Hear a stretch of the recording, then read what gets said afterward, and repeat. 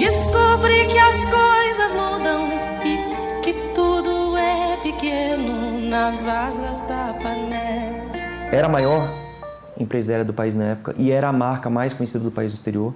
E tem bibliografia sobre a história da empresa, tá bem documentado e tal, mas aí chega na data da cassação e no fechamento, ninguém falava mais nada sobre isso e era, quem falava tangenciava o assunto e era muito em cima de emoção ou de especulação ou de diz que me disse. Aí isso me provocou muito, porque eu pensei assim, não, calma lá, se isso aconteceu, se foi grande assim, como, por quê, cadê a justiça e tal? Aí eu fui atrás.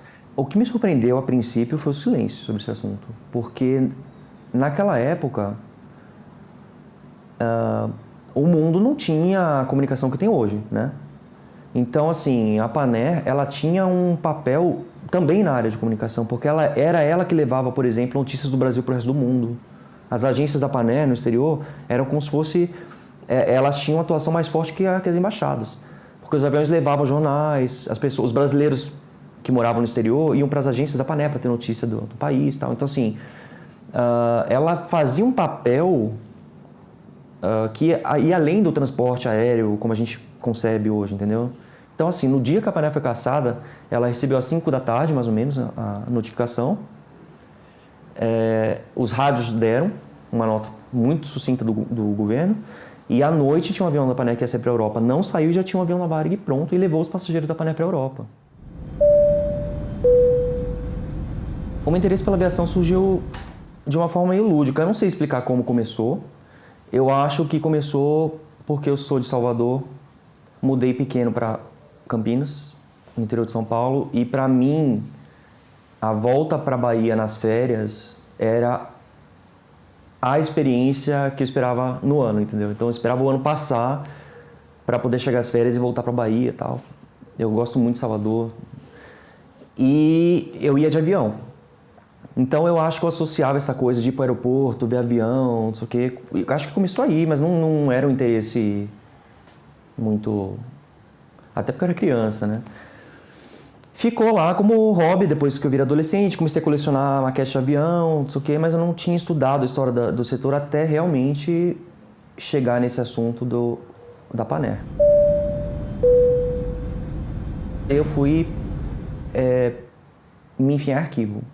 Eu li tudo que tinha disponível de bibliografia.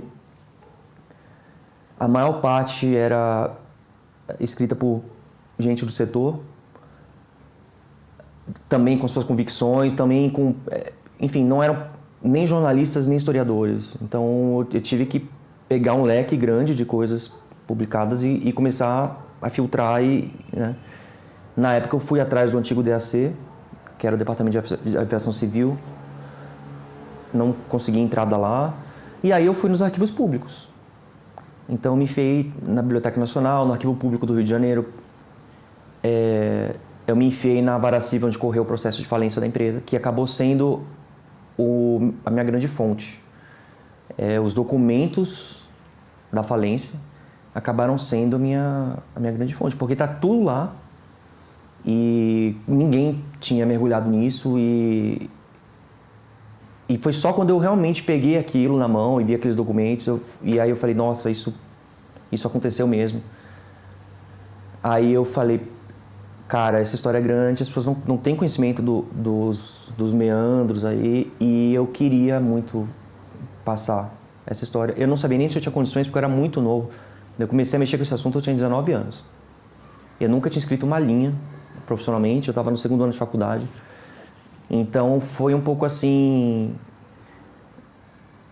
tenso pra mim, porque eu pensava assim, cara, você tem 19 anos, se isso tivesse acontecido, alguém já teria escrito, alguém já teria falado. Mas aí realmente eu fui lá mesmo, nos arquivos. Aí eu falei, não, vou encarar essa. E eu comecei a fazer a pesquisa do livro, como hobby também. Aí, com o passar do tempo, eu já ia caminhando pro fim do curso, eu ia ter que apresentar um projeto experimental. E aí coincidiu de, naquela época, alguns fatos acontecerem que tornaram aquele assunto relevante para a imprensa pela primeira vez em 40 anos. que foi a mudança na lei de falências, que veio em 2005. Tinha os 40 anos do golpe, na época. E, na época, a Varig, que foi grande beneficiária desse episódio, né? Ela estava em crise, a história dela estava sendo revisitada também. E algumas peças de legislação autoritária da época do AI-5, que acabaram fulminando a Panair, elas ainda estavam em vigor e estavam impedindo a Varig de se reabilitar por um caminho técnico. Então, aí eu adaptei essa relevância jornalística para apresentar um projeto experimental e eu decidi fazer um livro-reportagem. Eu nunca tinha escrito, eu não sou um cara de literatura, eu só leio livro de história, mas eu pensei que se eu fosse fazer uma monografia, duas coisas iam acontecer. A linguagem ia ser muito científica, dura e não ia sensibilizar as pessoas. E a outra coisa, eu não queria que essa história ficasse como uma demanda atendida de faculdade lá empoeirada na biblioteca da PUC. Então eu resolvi fazer um livro, me arrisquei muito no formato, porque eu nunca tinha escrito nada e muito menos eu não consumia esse tipo de literatura. E aí eu me formei, eu tirei nota máxima e fiquei em segundo lugar no prêmio ExpoCon, que é de projetos experimentais, né? E aí eu comecei a batalhar pela publicação do livro, porque aí eu já estava envolvido até o último fio de cabelo, isso foi em 2005. Eu consegui relativamente rápido um contrato com a Record, que é a maior editora da América do Sul, e o livro foi publicado imediatamente, teve uma aceitação, uma crítica muito positiva, isso me surpreendeu, fiquei super, super feliz. E aí o livro foi indicado finalista no Jabuti, de melhor reportagem. Eu era um moleque, eu nunca tinha trabalhado ainda, nunca tinha escrito nada, isso me estimulou a continuar indo atrás desse assunto e foi isso. Quando um avião da Panair está chegando em qualquer aeroporto do mundo, é a própria bandeira do Brasil que tremula em terras distantes. O Pouso Forçado é um livro-reportagem sobre o fechamento da Panair do Brasil, que era a maior companhia aérea do Brasil. Foi durante quase 20 anos aí, entre os anos 40 e 60. Era a maior da América do Sul, na verdade. Era a marca mais famosa do Brasil no exterior na época. Ela operava em 4 continentes. E ela era uma empresa muito sólida. Ela não teve uma antecessora antes, à altura dela. Assim. Ela foi a empresa que realmente foi a primeira grande empresa aérea brasileira. Ela tinha uma ação muito pioneira, tanto na abertura de rotas dentro do Brasil, de integração nacional, como rotas intercontinentais. Foi a primeira empresa a voar regularmente para a Europa, África e Oriente Médio. Ela montou uma oficina que não tinha igual no Hemisfério Sul inteiro, que era de revisão de motores. E ela tinha uma infraestrutura inigualável na aviação, que ela se constituía em aeroportos, terrenos de aeroportos que ela comprou e equipou, né, construiu, e uma área de telecomunicações aeronáuticas que era única também, não era um serviço estatal, era um serviço privado feito pela Panair, e no qual ela atendia não só as rotas dela própria, mas ela atendia outras companhias aéreas e toda a aviação militar, inclusive, no Atlântico Sul, né? Integrava uma rede internacional, inclusive. Então, o livro não é só...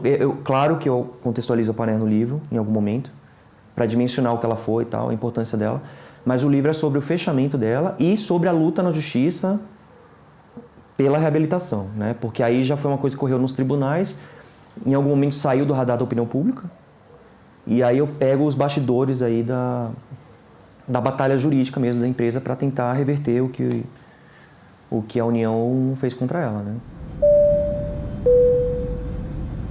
O impacto do golpe militar na Panair foi o fechamento. Agora, é importante destacar que, assim, aquilo foi um ataque ao grupo acionário, né? A 2 empresários que eram sócios na Panair do Brasil, no grupo, na holding que controlava a Panair.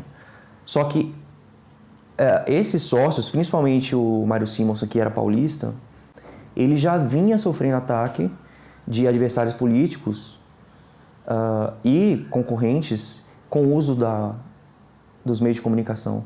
E já antes do golpe, em 63, ele já vinha sofrendo um ataque, né, disseminado, assim, cujo instrumento acho que o principal foram os veículos de comunicação, jornais e tal. E já em 63, algumas empresas dele sofreram as consequências disso. Em 63 foi aberta uma CPI contra ele, com provas que posteriormente foram proclamadas falsas. Eles usaram documentos falsificados para dar subsídio para as denúncias contra ele. E quando o golpe aconteceu, a CPI estava andando. Então, um mês depois que o golpe aconteceu, a CPI acabou os trabalhos e ele, não só ele, outras pessoas do grupo Simonsen foram incriminados, fizeram 14 denúncias contra eles. E os militares vinham com aquele discurso moralizador de limpar a economia e contra a corrupção, né? E pegaram esse bonde andando e viram ali que o resultado da CPI era devastador contra o Simonsen. Então eles começaram a fazer ações em cima das outras empresas do grupo, principalmente as concessionárias de serviço público. Então, em maio de 64, a principal empresa do grupo Simonsen foi proibida de operar. Ela era exportadora de café. E em fevereiro de 65, a Panair teve as concessões de linhas cassadas.